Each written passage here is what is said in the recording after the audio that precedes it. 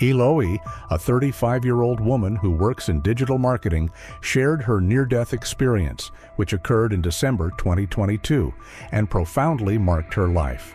Heloise describes these experiences as interconnected and impactful, where she realized that our true life is not here, but out there, almost like a new beginning. Hello, I'm Marcus, and it's a pleasure to welcome you here to Beyond the Life We Live. I hope you feel at home and take in the lesson from this story we're about to tell. By the way, don't forget to leave a like and subscribe to the channel, as this is very important to us, helping us bring new and impactful stories to you.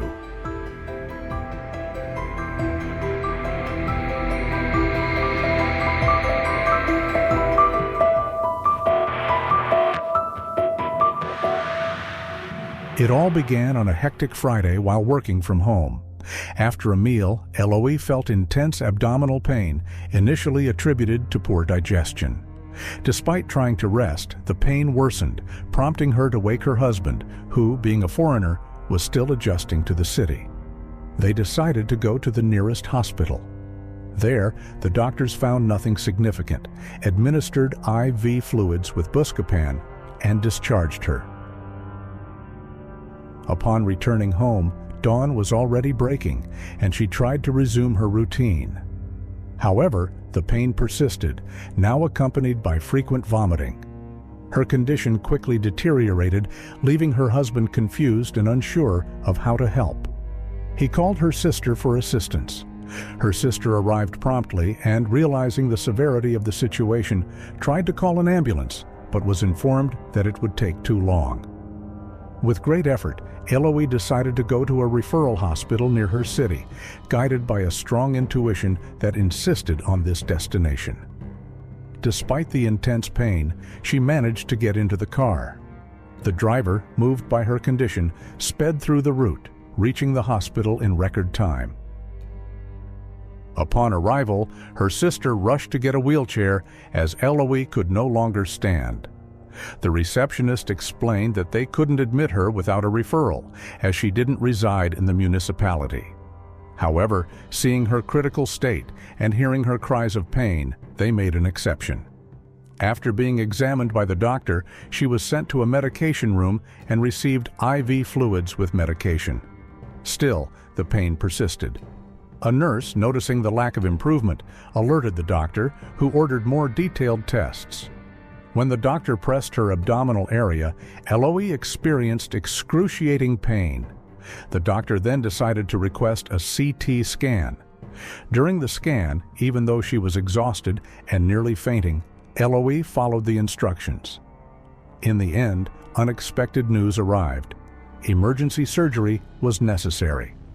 Terrified, she was prepared for the procedure. Fearing she might not return, Heloise pleaded with the medical team not to leave her alone. One of the professionals tried to comfort her, assuring her that everything would be fine and that she would wake up in the recovery room. The next thing she remembers is waking up after the surgery, but something was wrong. She couldn't breathe. Intubation became necessary due to respiratory difficulties. After the appendectomy, it was discovered that the liquid used to rinse her organs had partially been absorbed by her lungs, compromising their function and making it hard for her to breathe. Heloise spent 15 days in the ICU. During this time, she had a remarkable experience that marked the beginning of her near-death experience.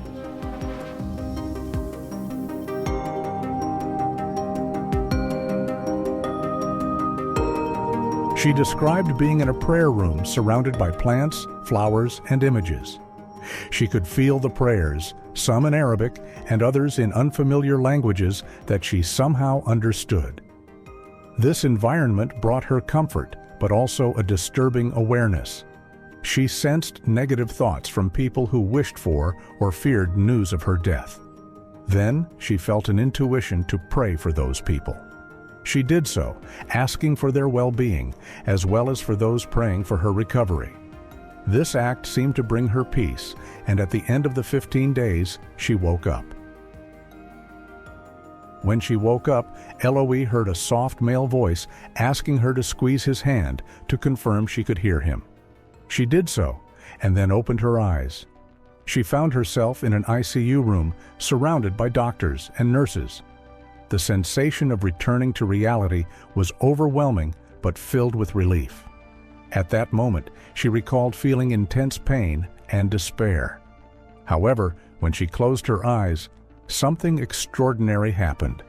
Upon reopening them, she found herself aboard a ship, surrounded by beings who observed her with a calmness that starkly contrasted with the anguish she had felt moments before. Among them, one figure stood out, radiating an aura of authority and peace. There were no words exchanged, but a nonverbal communication made her feel as if something significant was about to occur. The hospital stretcher that had been carrying her seemed to vanish, replaced by this new reality. Heloise described how, while surrounded by these beings, one of them looked directly at her and made a slight nod, as if approving something. Her intuition told her that her presence there had been accepted. She was then taken to a surgical room where she realized her body was merely a shell, like a cloth laid on a surface. While they worked on her, she felt herself being transported to what seemed like another dimension. There, she saw orbits, beings, and spaceships departing from planets in an incredibly advanced and technological scene, something beyond what movies could depict. Everything was illuminated with vibrant colors. She felt a profound sense of belonging to this place where everything made sense, unlike the earthly world, which she described as chaotic. Suddenly, she felt herself being pulled back. Like a small spark, she descended rapidly until she returned to her own body. The moment the light that she perceived as herself re-entered her skull, she experienced an expansion that restored all her senses. When she opened her eyes, she realized she was back in the surgical room. The nurses were cleaning her and remarked that she had woken up unusually quickly from the anesthesia. She was soon taken to her room, still trembling from everything she had just experienced. Despite it all, she felt an immense urge to share what had just happened. Intubated and unable to speak, she observed the movements in the ICU, longing deeply to converse with someone. Then she heard a calm and comforting male voice say, "You can talk to me, Heloise." Startled, she asked who it was. The voice replied that he was her friend and companion of many years. Initially, she thought she was hallucinating, but the voice was clear and distinct. When she asked if he was her guardian angel, he replied that she could call him that, or whatever she preferred. When she inquired about his name, he said it didn't matter, and that she could choose one for him. Heloise decided to call him Ricardo, and he expressed liking the name she had given him. She began doubting the situation, suspecting she was delirious in the ICU. When she asked for proof that she wasn't imagining everything, Ricardo suggested that a piece of equipment emit an unusual sound. This sound caught the attention of a nurse, who confirmed it was abnormal. This convinced her that it wasn't a hallucination. Although she couldn't see him, Heloise felt his presence. Later, a nurse with characteristics similar to those Ricardo had described arrived to care for her.